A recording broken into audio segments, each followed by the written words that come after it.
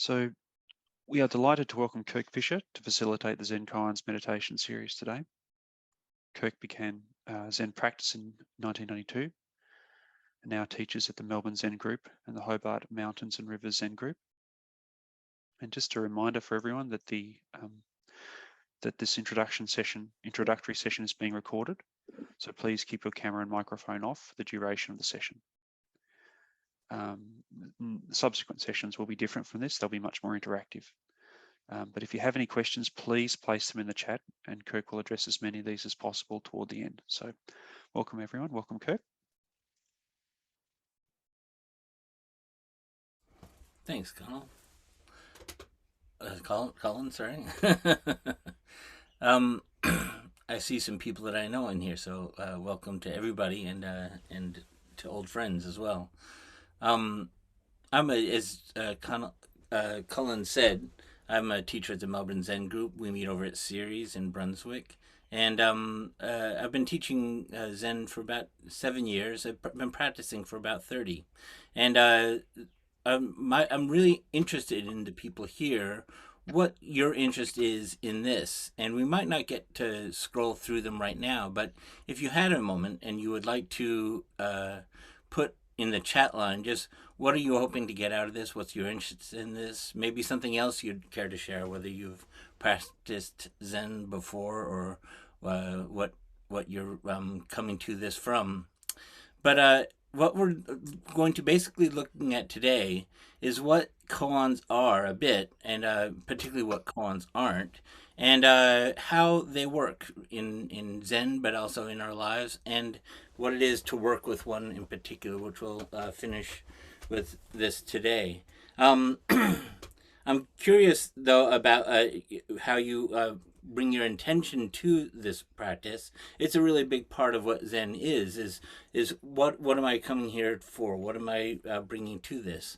I started practicing Zen when I was in music school, and I was told by a jazz professor that it would help me to improve my improvisation, to practice Zen, and that became more of a life question. But what is it to really be alive? And so I'm really interested if you could just to share what kinds of questions are you bringing to this, and what kind of spirit of inquiry comes up for you as you consider this. And we'll have a chance to interact in future sessions a little bit more around some of these things. But just to get started, it might be one of the things that's really helpful is to establish a base of stillness, of calmness, in a place of upright and relaxed posture and attention, in which to go beneath the surface and to start to look at what comes up for us in our practice. So I'd like to invite you just to find a way of sitting right now. You don't have to be sitting in any particular type of posture. It's helpful, though, not to be leaning back or leaning forward or leaning on anything, not to have your limbs crossed too much. And sitting upright, it's often really helpful also to have your hips slightly higher than your knees if you wanted to put a pillow underneath you. That just helps your back to sit straight, just the way a baby sits on a mattress, just calm and upright and without any tension going on whatsoever. You don't have to get a perfect posture, just enough so that you can be relaxed and upright and not have any tension. And one of the things that's really helpful to start with as we start to develop a base of attention is just to give a nice sort of relaxed grandmotherly sigh. And notice the wave of relaxation that goes through your body with that.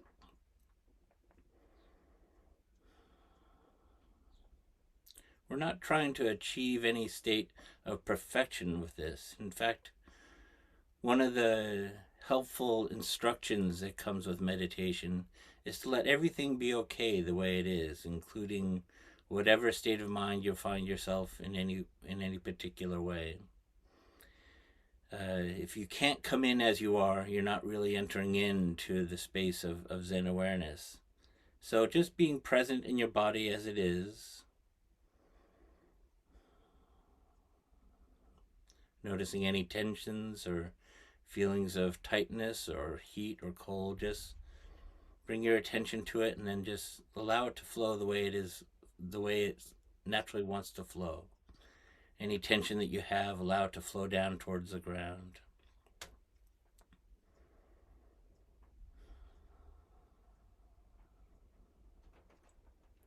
And your thoughts and your emotions. There's nothing wrong with any thought or emotion. It's a natural aspect of the workings of our minds. It's helpful to think of any thoughts or emotions that come up for us not as something that we have created or that identify who we are, but just like they are a sound or a sight that we feel and see. It just floats on by. Thinking of your brain or your mind as a sense organ rather than a creator organ.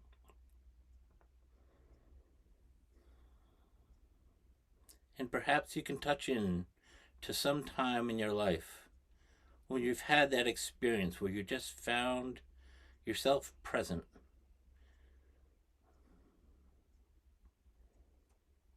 Not striving, not just even mere acceptance, but just present as you are.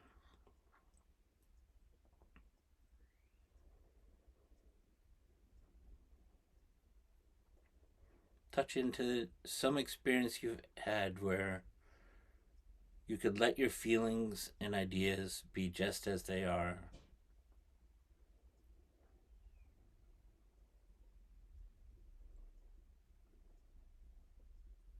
Being in your body, where you find any tension letting go. In your head or your jaw.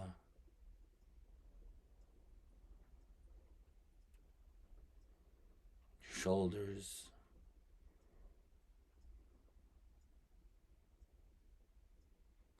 Letting everything be okay the way it is.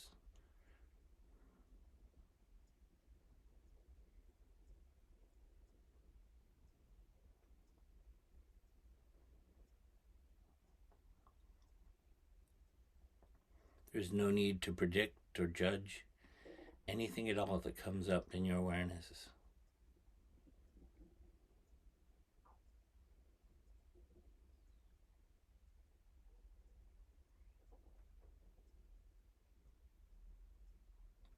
You don't even need to name anything. Just allow the primary experience of sounds,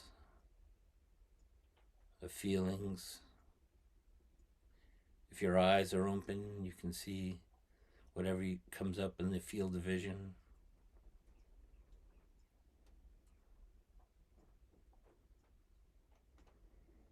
And just breathe, noticing how your breath comes in and out. Picking one place if you want to, just to notice the breath.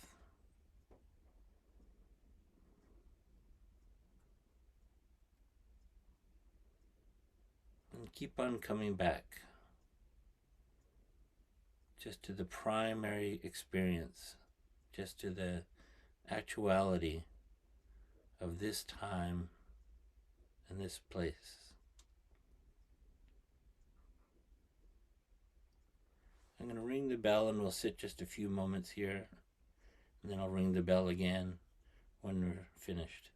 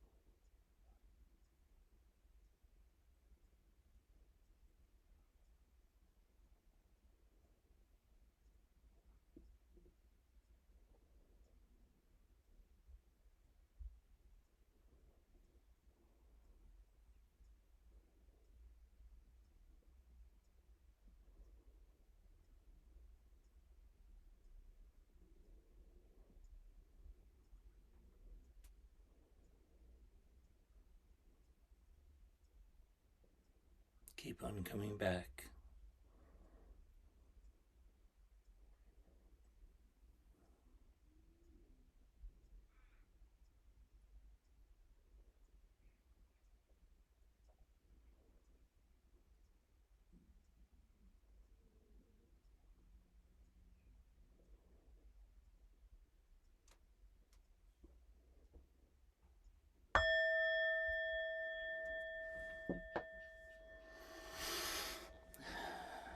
Seems a shame this book wasn't talking, but I'd be really curious if you wanted to put something in the chat about what your experience was with that. Was oftentimes people report many different experiences. It could be very peaceful for them. I remember the very first time I tried to meditate back when I was very young, and I felt this strange sensation on my face. What was that?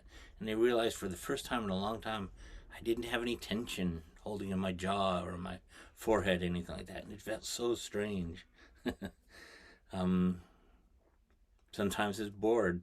People feel bored, or it can be very painful to feel that stillness. There's this, perhaps you've heard this as before, the study where they gave people the option of sitting still in silence with their own thoughts or having an electric shock. And most people chose the electric shock rather than sitting with their thoughts and their process, as it were. So that can be one of the experiences people have as well.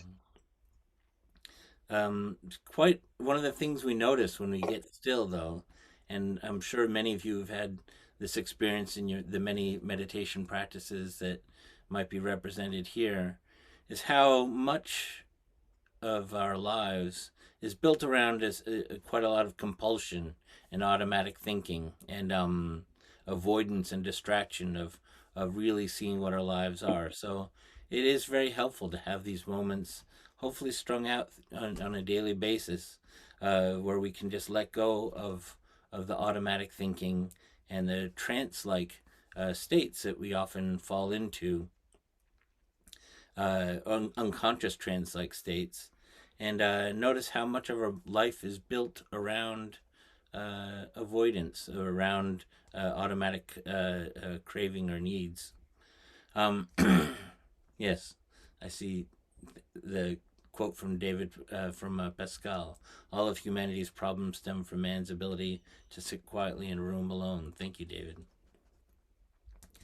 So, yeah, what else comes up for you? If you care to share something, that's great. But one of the things that comes up a lot of time when people are talking about Zen is there's this, Zen is often represented in this very perfect way, oftentimes, and people think of Zen as sort of a box, if you will, of practices and wisdom. And if you just sort of do what Zen practices and so forth, you'll attain some perfection, or you'll attain freedom from any confusion or difficulties and so forth. But I hate to tell you this, but that's not actually what Zen really offers us in many ways. That there's something much more important than perfection that we're shooting for, and that's going to be one of the things that we want to look at today.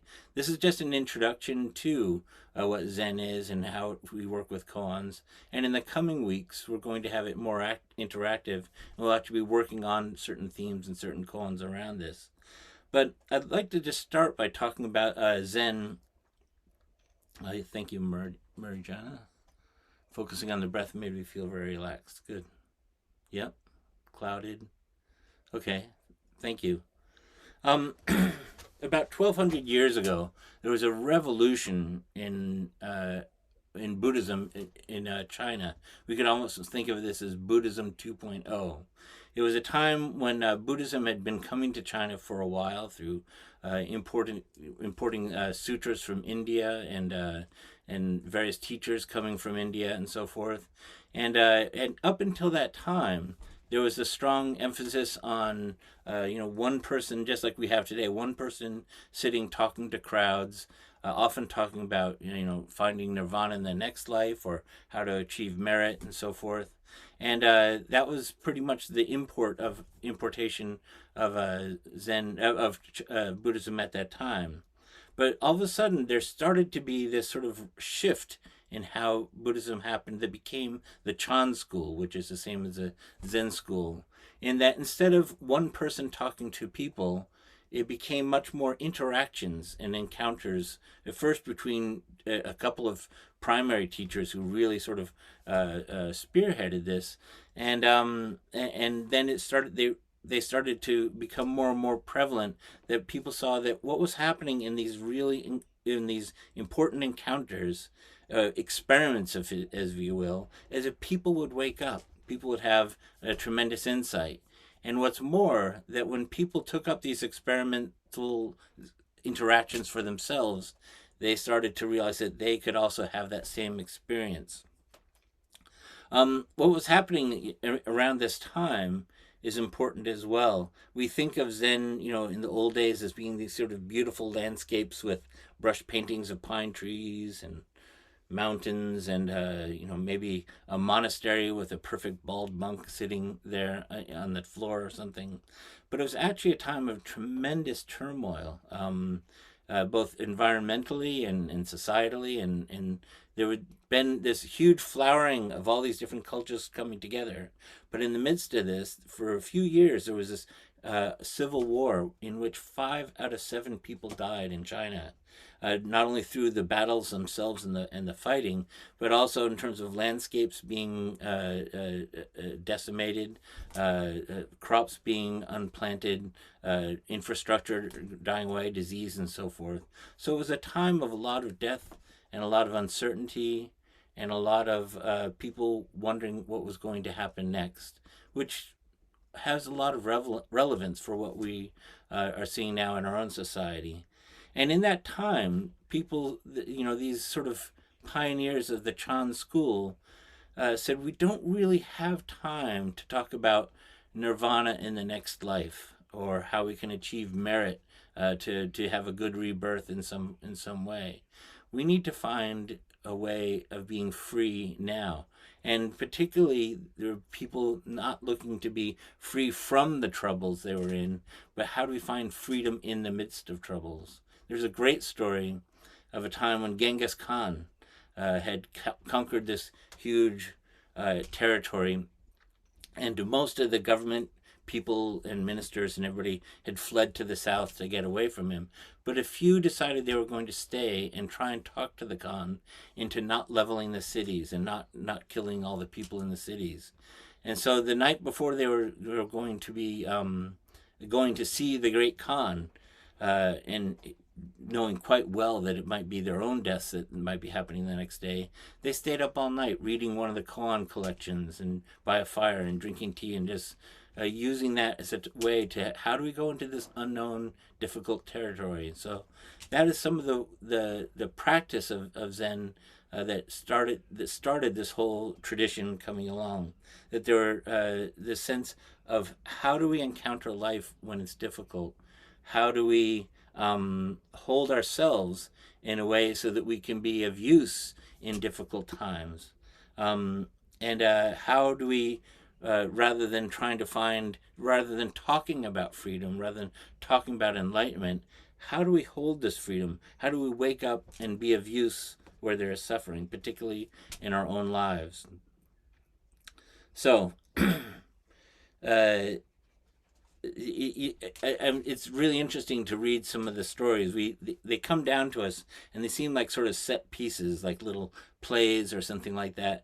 But when you really read a lot of them, you start to see they were just sort of experimenting. A person would come up to another person and say, hey, can you remain in a free state of mind when I do this to you? And the other person says, yeah, I did it. Oh, great, now you try it to me. You can see them just sort of playfully, with curiosity and warmth, trying to say, how do we preserve this mind that doesn't come and go, that doesn't get caught up in automatic thinking and doesn't shut down in response to the difficulties of life. there's a one of the sort of beginning teachers of Zen, Huinang, who was actually an illiterate wood carver from the south of China. So he would have been sort of like from the sticks. He wasn't very respected in terms of both being illiterate and also someone from sort of a rural part of the world. And he had a very free mind though, and the abbot of the monastery gave him his robe and bowl, which is a sign that he was going to be one of the teachers. And the monks were outraged that this fraud had come along and collected this robe and the bowl from the master. So one of them chased him over hills and valleys and mountain ranges and everything, and finally caught up to him. And he saw when he actually met him, he could see that Huinang was actually a very realized person. So he fell down and said, "Please, will you teach me?"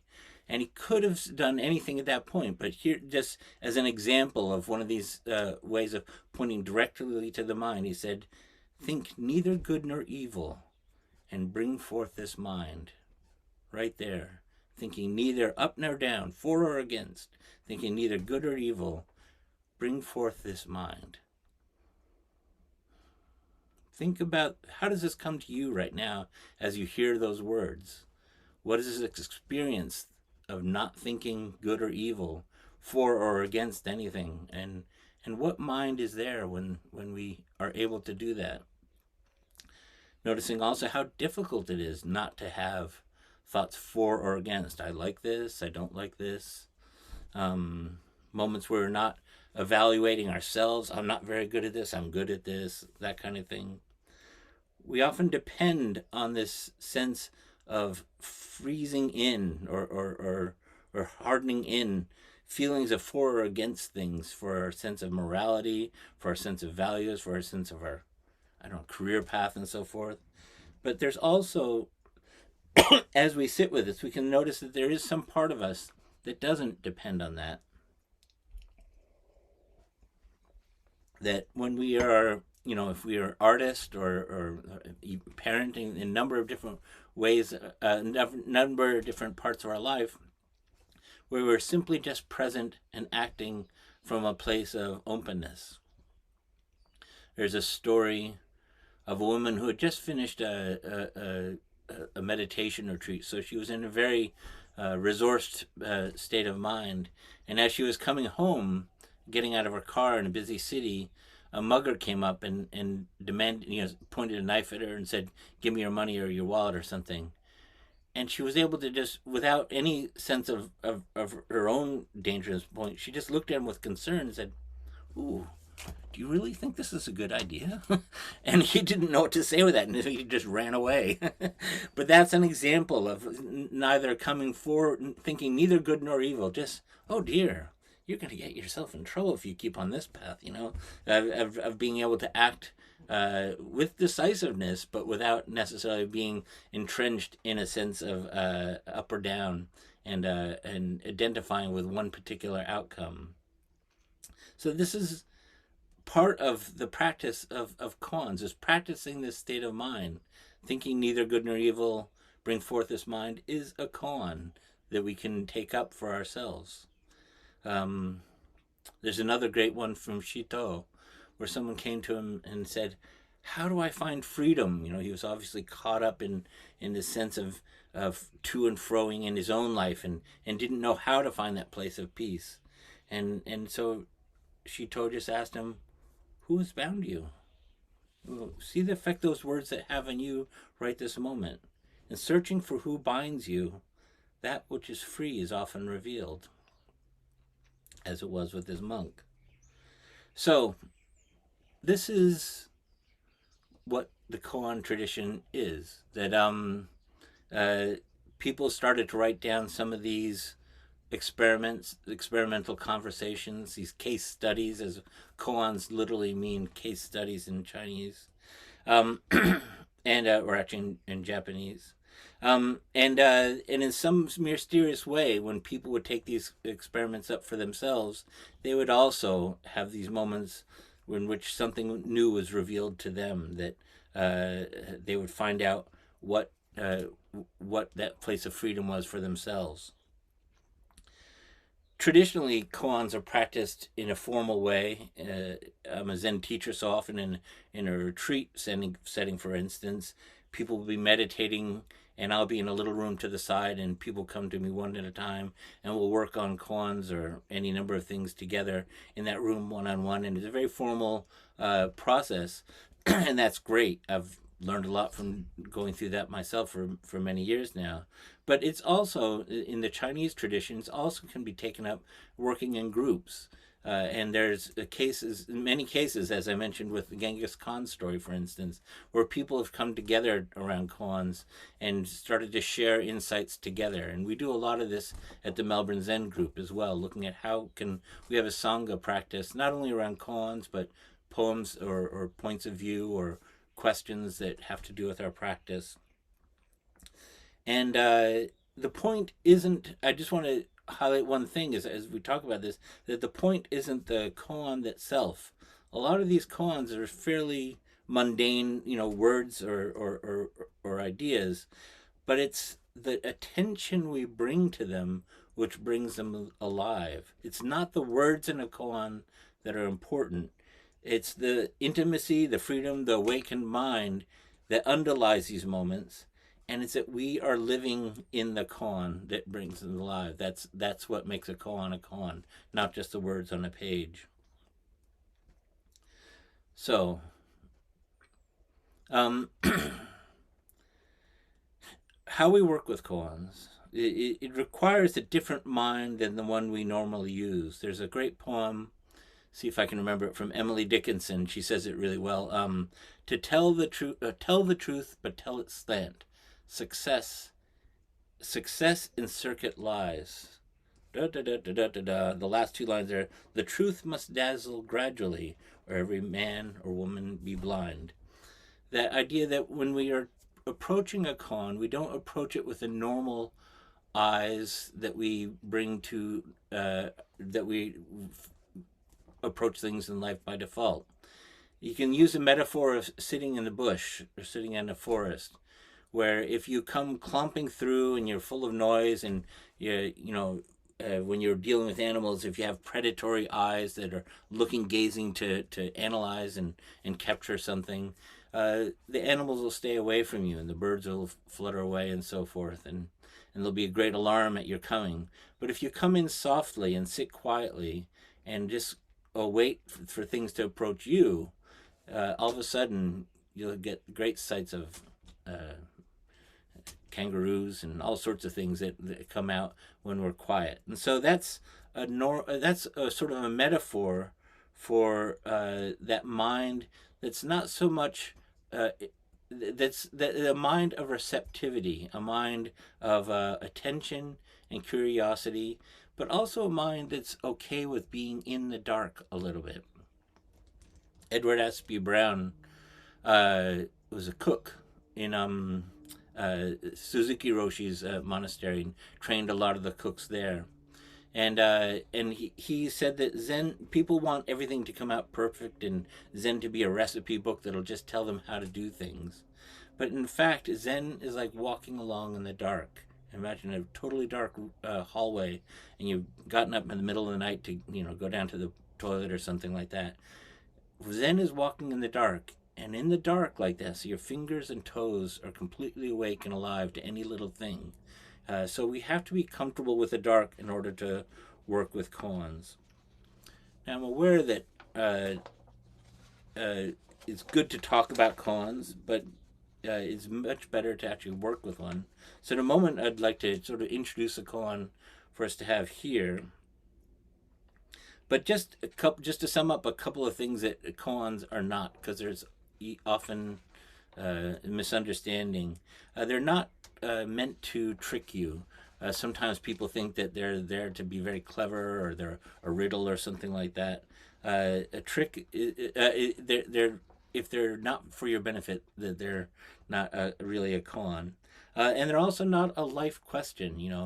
A life question might be like, what should I do with my career or something. A koan question would be like, who's asking the question about your career? It wants to know the place of intimacy in that question. And they're not fables or parables or teaching stories, but they're moments of intimacy, moments of direct attention. And Eikenoshi, sort of the great grandfather of our, or the grandfather of our lineage, said, we're not here to clear up the mystery, but to make the mystery clear. They also always happen in relationship too. I mentioned how people would have interactions both with each other or with nature and so forth. So they're about having a relationship. So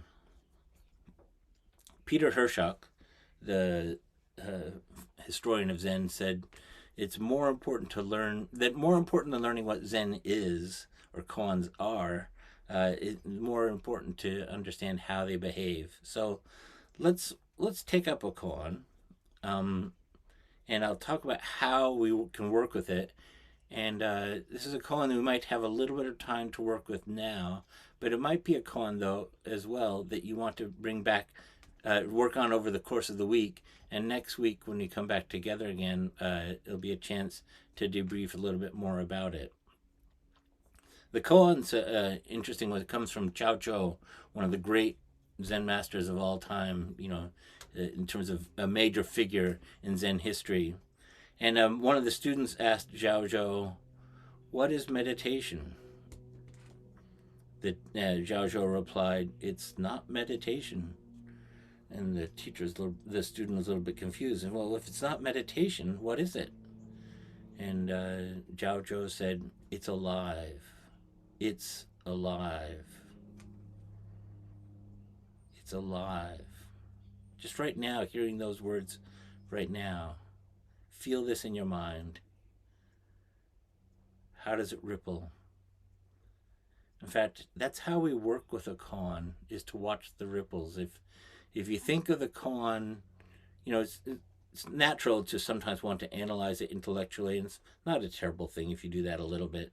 But if you think about the koan as being like a rock that you throw, or a pebble that you throw into a pond, and you are the pond. So you drop the koan in, and then you watch the ripples. How does this resonate inside of me? And then you come back to it again and throw the rock in again and watch the ripples, It's how again, a koan isn't a koan until it becomes alive in your experience, which is why we're doing this koan first. It's alive. I would suggest, we're going to give it a little bit of time now, but if you wanted to, as an experiment, give yourself a little bit of time each day this week, just to get still and stable, like we did at the beginning today, and recite this, just the pithy part of the koan, what's called the watu, is it's alive, it's alive, and then let go, watch the ripples. You're not looking for an answer so much, but just to see what comes up in direct experience with holding the koan. We think that we want to work the koan, but the koan actually ends up working you, and gradually or suddenly, it starts to take on a life of its own inside of you. So, if you wanted to take this up as an experiment, we can do that. But I'd like to just give it a little bit of time now, and then we'll sit with a koan for just 2 or 3 minutes, and then I'd love to hear what comes up for you in response for this as a first dip in, and also any questions that you're having at this point if they have started to arrive in the chat line. So I'm going to ring the bell in a moment, and I'll repeat the koan, but the question is, what is meditation? And the answer was, it's not meditation, it's alive.